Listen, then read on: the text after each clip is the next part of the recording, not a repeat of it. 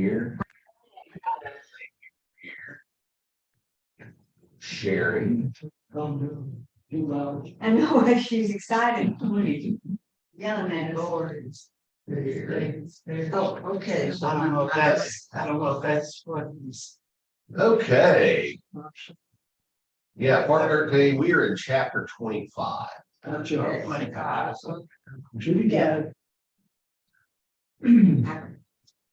25 starts out in a very somber way. Now Samuel died. We ain't heard about Samuel recently. It's You didn't even know where he was. well, he went to Ramah. That's his home. That's his home. And all Israel assembled and mourned for him. They buried him at his home in Ramah. Now he was not very well. He was not very respected while he lived. This interplay that he had with Saul did not speak well to the family of Saul very much, and so the people following Saul didn't think very much of Samuel anyway. So he didn't go too many places anymore after that. Samuel basically told Saul at that point, "No, I give up. I'm done with you." Were most prophets rather unpopular? Yeah, but he was also a judge. So. But at least he was recognized when he died. Samuel did some great things that wouldn't be fully realized until Solomon's reign. So there's the prophecy.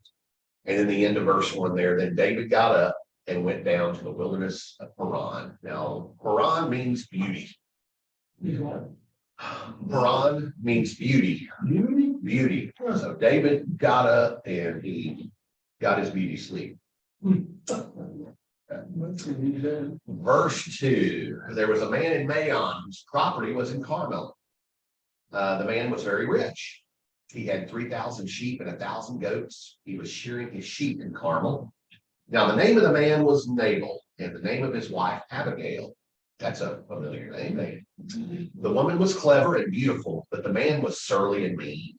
He was a Calebite. What's that? Now, Calebite, where did the Calebites come from? The tribe. Was he one of the sons? No, Caleb was actually one of the 12 spies that got sent out when they were getting ready to enter the promised land. They sent out 12 spies, and 10 of them came back saying, "Oh, no, there's no way we're going to beat these guys. We give up." The other two were Joshua and Caleb. So, and we don't hear a whole lot about Caleb, except he was young, he was impressionable, and that he gave a favorable outcome for the wilderness. He trusted God. But here we got a guy who comes from that tribe who does not seem to inhabit the spirit that the original Caleb had. He's surly and mean. Now David heard in the wilderness that Nabal was shearing his sheep. Well, David knows all about sheep, don't he? So David sent 10 young men. That's familiar. And David said to the young men, "Go up to Carmel and go to Nabal and greet him in my name. Thus you shall salute him with these words, peace be to you, and peace be to your house, and peace be to all that you have. I hear that you have shearers. Now your shepherds have been with us, and we did them no harm, and they missed nothing all the time they were in Carmel." We'll finish that statement here in a moment. Nabal, by the way, means fool. What a name. Yeah. And he's rich. So he's a rich fool. Abigail means cause of joy. Kind of a neat. Caleb means dog. Oh my God. Nabal, just knowing that he's surly and mean, and he's rich and he's a fool, probably thinks this is a scam. That David, this rebel to the kingdom, is sending him this message. So we've already got an idea of what David's probably. For reference, here we are with a little map here. Based on last week's map, you can see where Hebron is. That's kind of our marker. I lost my mouse there. There we go.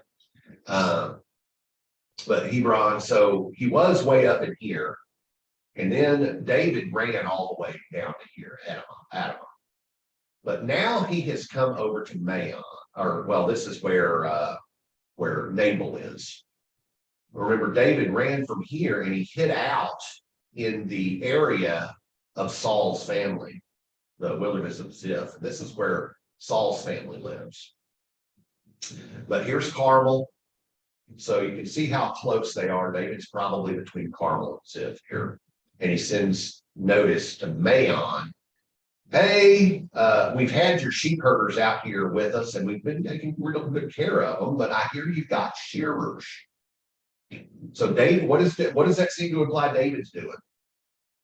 He's still herding sheep. So he's looking for someone to help shear the sheep.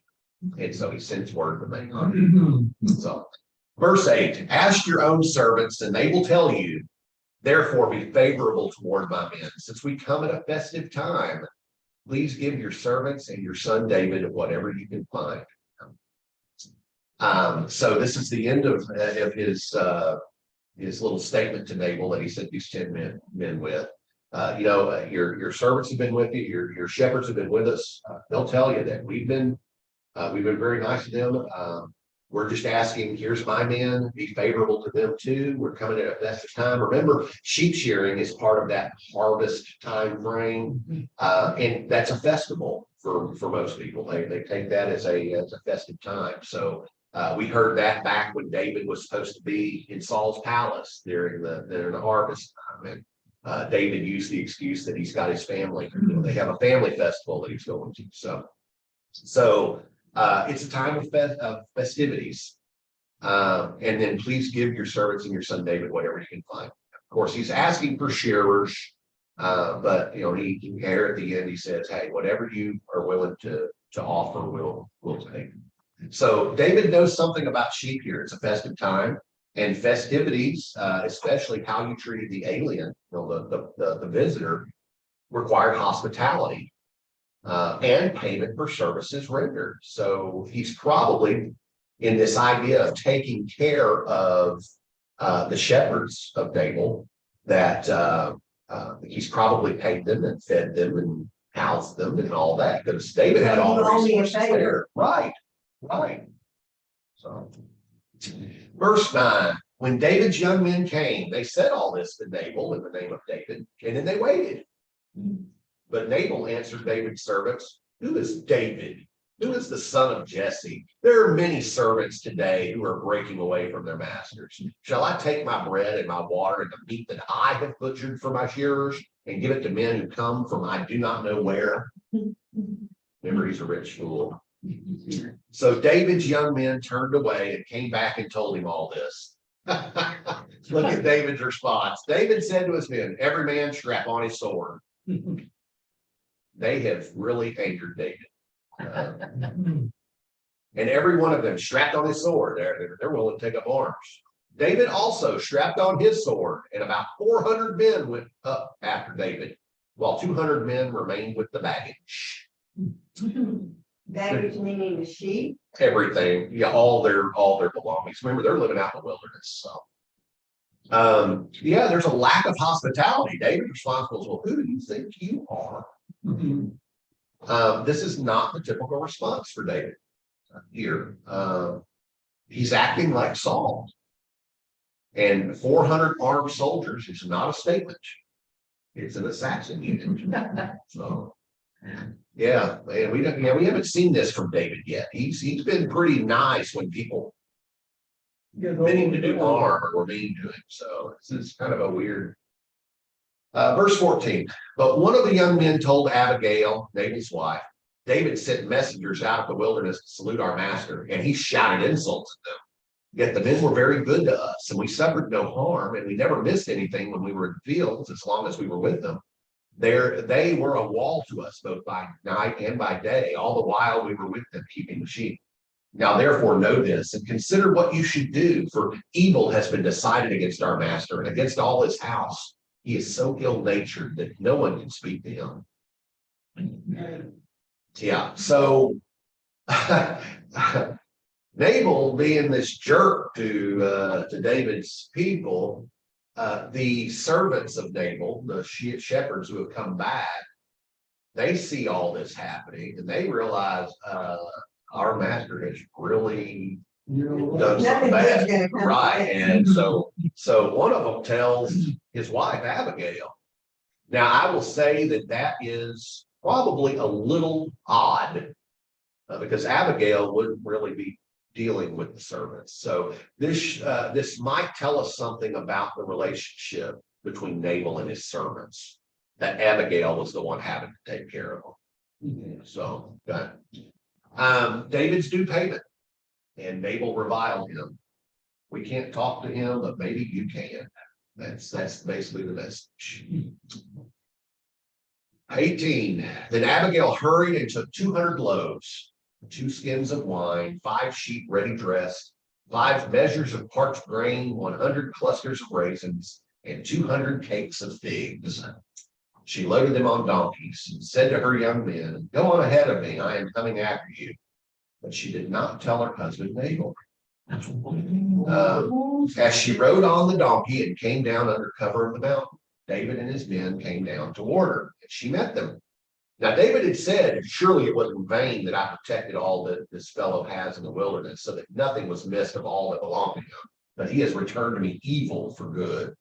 God, do so to David more also, and by morning I leave so much as one male of all who belong to him." Whoa. David is angry. He has let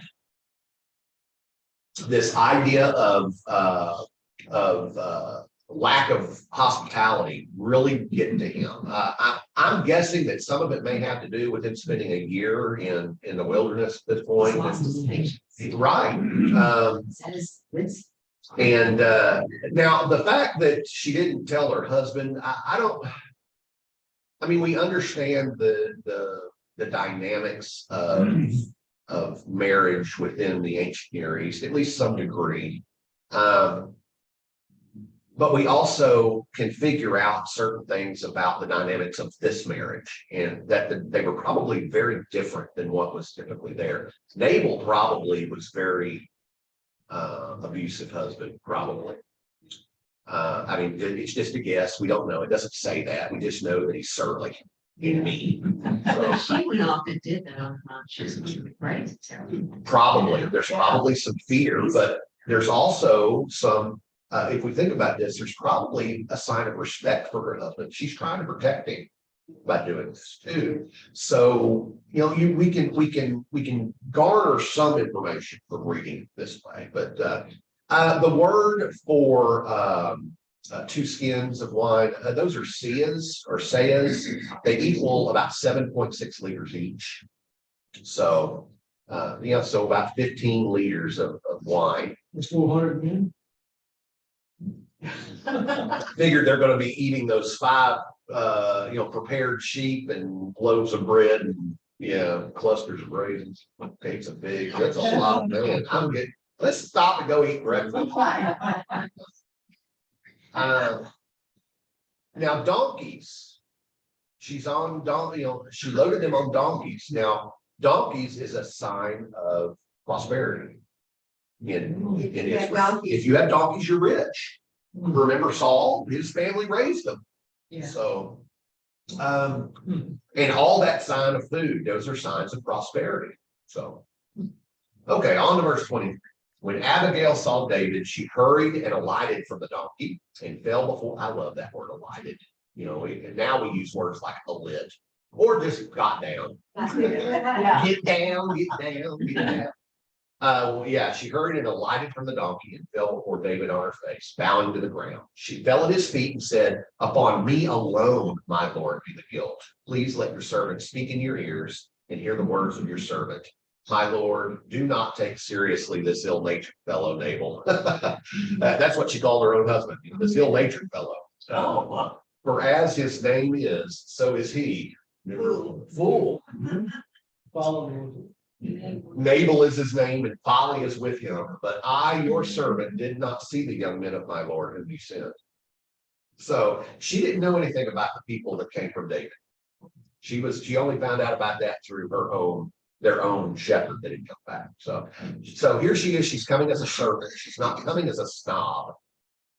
She doesn't seem to respect her husband though very much. This ill-natured fellow Nabal, but again, you can look at this two different ways. She either doesn't have any respect, or she's trying to tell David, look, I know how he is. I know how he can be. She's trying to save her kingdom, her Yeah, her situation. family plot, and, so Because if if David wipes out all the men, who's to take care of her? right. Self-interest involved, seems to me. Probably very probable. Now then, my Lord, as the Lord lives, now how does the Lord live? Long and good. And as you yourself live. So she's comparing David to the Lord. Please live long and live good. Yeah. Since the Lord has restrained you from blood guilt and from taking vengeance with your own hand, now let your enemies and those who seek to do evil to my Lord be like me. And now go What ahead. does that mean? She has met them on the way to kill Nabal. And she is basically giving deference to David now that you've restrained yourself. Now that you have, you've thought about what you're going to do, and you've decided you're not going to kill. She's telling David what he should be thinking. And let your enemies and all those who seek to do evil toward you, David, be like Nabal. So, fools. And now let this present, all that stuff she brought with her, that your servant has brought to my Lord, be given to the young men who follow my Lord. Please forgive the trespass of your servant. For the Lord will certainly make my Lord a sure house. Because my Lord, every time she says my Lord, Lord in the little words, talking about David, is fighting the battles of the Lord, and evil shall not be found in you so long as you live. Well, we know that. We know what happens there. If anyone should rise up to pursue you and to seek your life, the life of my Lord shall be found in the bundle of the living under the care of the Lord your God. But the lives of your enemies you shall sling out as from the hollow of a sling. So she's basically saying, please accept this as payment for hospitality. God will treat your enemies like you treated those 5 smooth stones. David knows about slings too. When the Lord has done to my Lord according to all the good that he has spoken concerning you, and has appointed you prince over Israel. So she even sees the anointing or whatever. She sees the special presence of the Lord with David. So, my Lord shall have no cause of grief or pains of conscience for having shed blood without cause, or for having saved himself. And when the Lord has dealt well with my Lord, then remember your servant. So there have been some theologians who have taken this with the way she has showed reverence and deference to David, bowing down, taking this. There have been some theologians who question this idea of submission. She's doing all this as a way of submitting her lifestyle of the rich and famous to the lifestyle of David at the moment, which is one of of poverty and living out in the wilderness and stuff. But some have come and said this is an idea of seduction, that maybe she's trying to use her womanly wiles to find favor. I go more towards the submission type of thing, because women already in the Bible don't typically, there are a few, but typically they don't have a lot of status. And so to seduce someone of lower stature wouldn't really be within Abigail's frame of mind. But we really don't know what kind of woman she is. Well, we assume based on the description of Nabal that she's the exact opposite. I mean, it did mention she was working her. So So, yeah, so we assume she's the exact opposite of what Nabal is. Anyway, just thought I'd throw that out there. Verse 32, David said to Abigail, "Blessed be the Lord, the God of Israel, who sent you to me today. Sent you to meet me today. Blessed be your good sense, and blessed be you who have kept me today from blood guilt, from avenging myself by my own hand. For as surely as the Lord, the God of Israel lives, who has restrained me from hurting you, unless you had hurried and come to meet me, truly by morning there would not have been left to Nabal so much as one male." Then David received from her hand what she had brought him. He said to her, "Go up to your house in peace. See, I have heeded your voice, and I have granted your petition." So David believes that God has sent her to save David from really committing an evil act. And he recognizes that, and so he blesses her. So, go in peace, that's what he tells. Verse 36, Abigail came to Nabal. He was holding a feast in his house. Remember, it's a time of festivity, like the feast of a king. Nabal's heart was merry within him, for he was very drunk. So she told him nothing at all until the morning light. In the morning, when the wine had gone out of Nabal, his wife told him these things, and his heart died within him, and he became like a stone. About 10 days later, the Lord struck Nabal, and he died.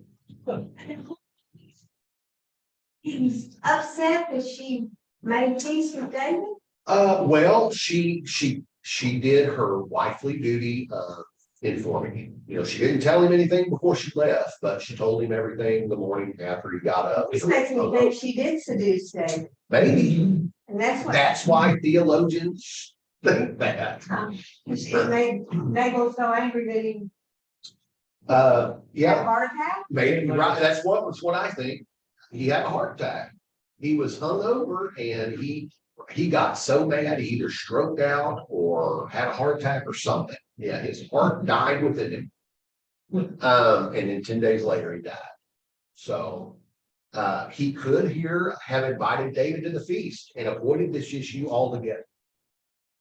Well, your second thought would be to Well, if Nabal dies and David's not directly responsible, he doesn't have. Right. That's why it's specific about David not doing it.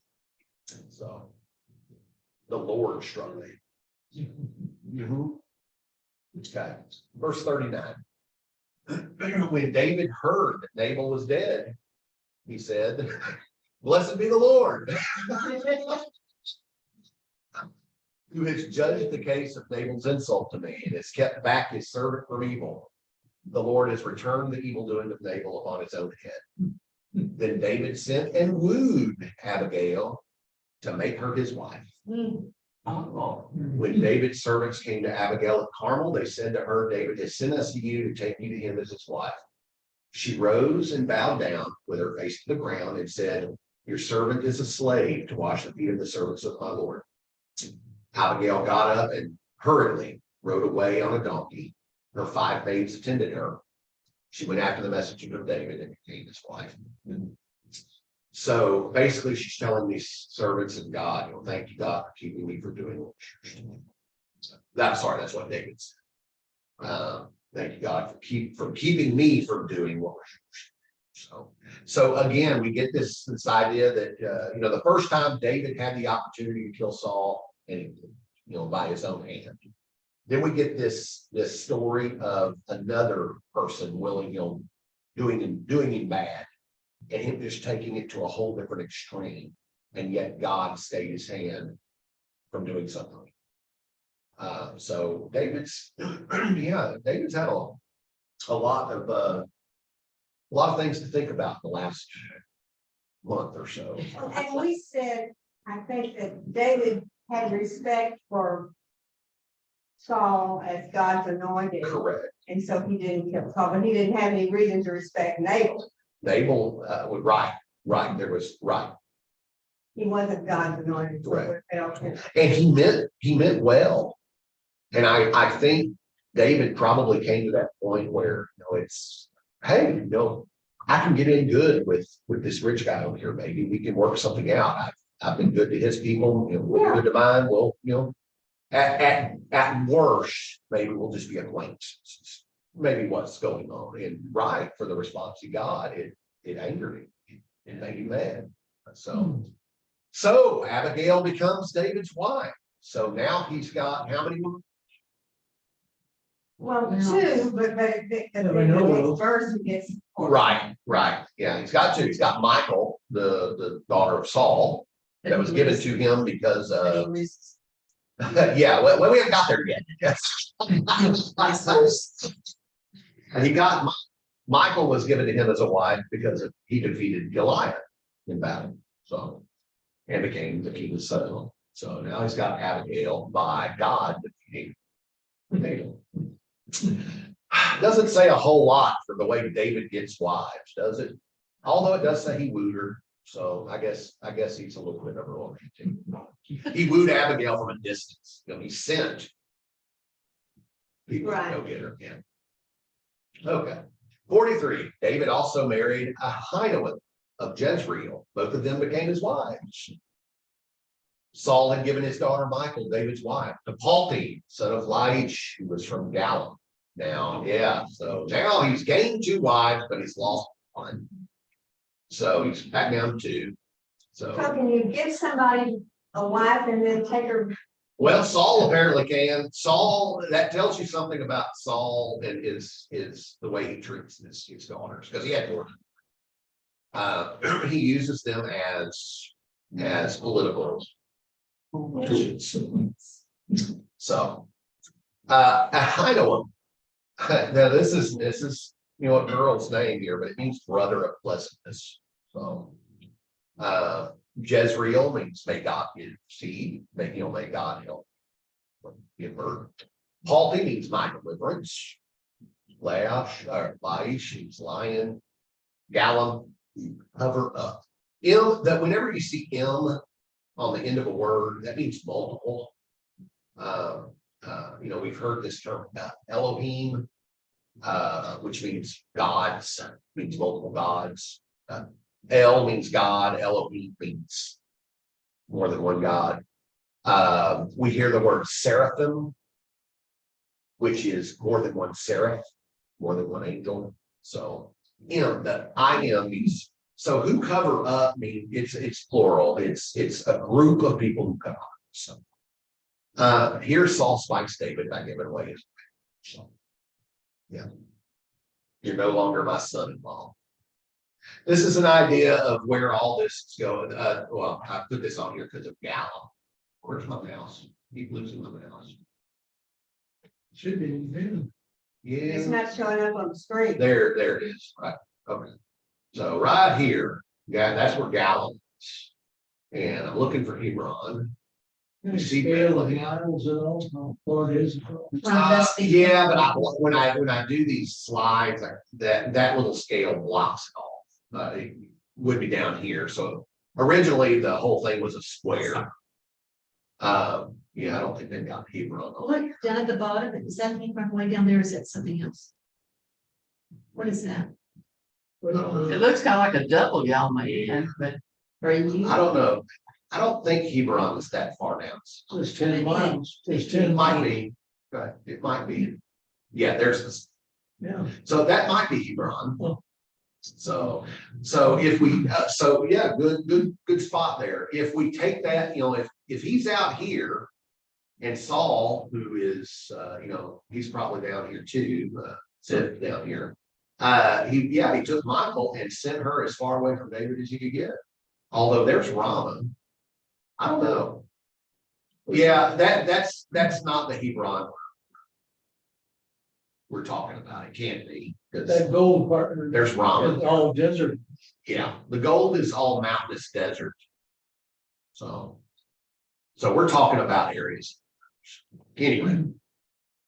That goes with, I try to put things other than words on the screen. So have a little eye candy, I guess. Okay, on to chapter 26. Then the Ziphites came to Saul at Gibeah, saying, David is in hiding on the hill of Hakilah, which is opposite Jeshimon. So Saul rose and went down to the wilderness of Ziph with 3,000 chosen men of Israel to seek David in the wilderness of Ziph. Doesn't say he's out to do any evil, but 3,000 chosen men, I don't know what that. Saul encamped on the hill of Hakilah, which is opposite Jeshimon beside the road. Now, where's David? In the wilderness. He's on the hill of Hakilah, which is opposite Jeshimon. Where did Saul go? The hill of Hakilah, which is opposite Jeshimon. But David remained in the wilderness. When he learned that Saul had come after him into the wilderness, David sent out spies and learned that Saul had indeed arrived. Then David set out and came to the place where Saul had encamped. David saw the place where Saul lay with Abner, son of Ner. Now that's a funny word there. Abner is the name of the, it says the commander of his army. But Abner, the word Ab means son of. So Abner literally means son of Ner. So if we read this in the Hebrew, it translates literally to where Saul lay with Abner, or with son of Ner, the son of Ner. Okay. Okay. Yeah. So Abner really doesn't have a name. Oh, anyway. Saul was lying within the encampment while the army was encamped around him. Now Saul has obviously forgotten the fact of David. Although it doesn't tell us here that he's out for evil, we can already sense what's going on. So Saul is here asleep in the middle of the camp with his general beside him. There's where Hakilah is. I know. So remember, he had sent word from over here to Maon, and now he's encamped over in here now, and then he goes over in here. So this is where they meet up. Saul came from over here. Anyway, okay, verse 6. Then David said to Ahimelech the Hittite and to Joab's brother Abishai, son of Zeruiah, who will go down with me into the camp to Saul? Abishai said, I will go down with you. So David and Abishai went to the army by night, where Saul lay sleeping within the encampment with his spear stuck in the ground at his head. And Abner, son of Ner, and the army lay around him. Abishai said to David, God has given your enemy into your hand today. Now therefore let me pin him to the ground with one stroke of the spear. I will not strike him twice. But David said to Abishai, do not destroy him, for who can raise his hand against the Lord's anointed and be guiltless? So David's following the same thing. David said, as the Lord lives, the Lord will strike him down, or his day will come to die, or he will go down into battle and perish. So one of those things is going to happen. Joab here means father. Abishai means gift of God. Zeruiah means, Zeruiah, pain means pain. David reminds the soldier that only God can take down evil. Verse 11. The Lord forbid that I should raise my hand against the Lord's anointed, but now take the spear that is at his head and the water jar and let us go. So David took the spear that was at Saul's head in the water jar. Remember, they're in the desert. And they went away. No one saw it or knew it, nor did anyone awake, for they were all asleep, because a deep sleep from the Lord had fallen upon them. So this is the second time David has spared Saul's life. This time he takes his prized spear. Not that Saul could use it very well, but every time Saul used his spear, he missed. Okay. And he takes his water jar. Like I said, water, a necessity out in the wilderness. Verse 13. Then David went over to the other side and stood on top of a hill far away, with a great distance between them. David called to the army and to Abner, son of Ner, saying, Son of Ner, will you not answer? Then son of Ner replied, Who are you that calls to the king? David said to Abner, Are you not a man? Who is like you in Israel? Why then have you not kept watch over your lord the king? For one of the people came in to destroy the Lord your king. This thing that you have done is not good. As the Lord lives, you deserve to die, because you have not kept watch over your Lord, the Lord's anointed. See now, where is the king's spear, or the water jar that was at his head? So David diverts Saul's wrath at Abner, but David is right. Everything he tells them is just like this. So, Saul, you're meaning to do me harm, and here's your own general who's not watching your back. or your head. Saul recognized David's voice, said, "Is this your voice, my son David?" Yeah. My son. Wrong, he's not his son anymore. He gave his life away. So David said, "It is my voice, my Lord, O King." And he added, "Why does my Lord pursue his servant? Well, what have I done? What guilt is on my hands? Now therefore, let my Lord the King hear the words of his servant. If it is the Lord who has stirred you up against me, may he accept an offering. But if it is mortals, may they be cursed before the Lord, for they have driven me out today from my share in the heritage of the Lord, saying, go serve other gods. Now therefore, do not let my blood fall to the ground, away from the presence of the Lord. For the king of Israel has come out to seek a single flea, like one who hunts a partridge in the mountains." David is opening up to his difficulties and not being around his own people. Even considering going to foreign countries that have idols. Remember, he did run off to Gath, to the Philistines for a while. He's over at Adullam, which is outside the kingdom of Israel. Then Saul said, "I have done wrong. Come back, my son David, for I will never harm you again. Right? Because my life was precious in your sight today. I have been a fool." Now, oh, here's another fool. Another rich fool. "And have made a great mistake." David replied, "Here is the spear, O king. Let one of the young men come over and get it. The Lord rewards everyone for his righteousness and his faithfulness. For the Lord gave you into my hand today, but I would not raise my hand against the Lord's anointed. As your life was precious today in my sight, so may my life be precious in the sight of the Lord, and may he rescue me from all tribulation." Then Saul said to David, "Blessed be you, my son David. You will do many things and will succeed in them." Little does he know that that will come true. So David went his way and Saul returned to his place. So David, in a sense, he's invited to come back, but David chooses to leave. And you notice that Saul told him, "I'll never harm you again." But David, he responds back with, "I'll never harm you again. Your life was precious in my sight." Notice it doesn't say precious in God's sight, although it does keep calling him the Lord anointed. "But may my life be precious in the sight of the Lord." I don't care what I look like in your eyes. I only care what I look like in God's eyes. So next week, the enemy, these are all statements from the book 1984, by the way. "The enemy of my enemy is my friend. Big brother is watching you. In times of universal deceit, telling the truth becomes a revolutionary." So, thank you all very much. Lost my mouse again. There we go.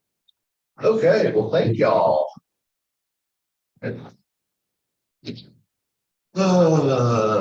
Any questions, concerns, criticisms, complaints? Well, anything with a C or Q. No. There is none. Oh, you're on. No questions, no? Yeah. Is this getting interesting? Yeah. We're getting really close to the end of First Samuel. And that just the way things work. First Samuel is about Saul, pretty much. Second Samuel is about David. First Kings is mostly about Solomon and then his reign, and then Second Kings is all the rest of them. So that's kind of how that works. All right. Okay, y'all have a good day.